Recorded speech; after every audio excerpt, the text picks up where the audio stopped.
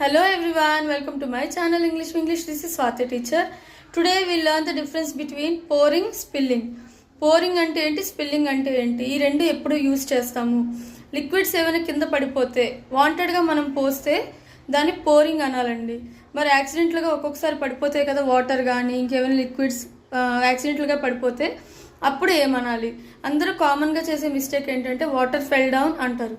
యాక్సిడెంట్లుగా పడిపోయినప్పుడు water fell down అంటారు. లిటరల్గా అంటే వాటర్ కింద పడిపోయాయి అని తెలుగులోంచి ఇంగ్లీష్లోకి ట్రాన్స్లేట్ చేసి అంటారనమాట. అది తప్పు. మరి ఏమనాలి?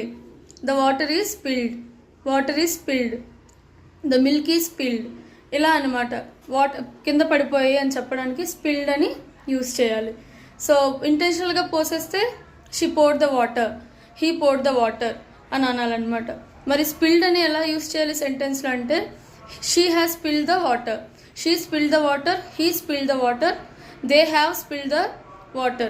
Spilled అని యూజ్ చేయాలన్నమాట. ఈసారి వాటర్ ఫెల్ డౌన్ అనకుండా water is spilled down, water is spilled అని చెప్పండి. So talk beautifully, live beautifully. Like, share and subscribe.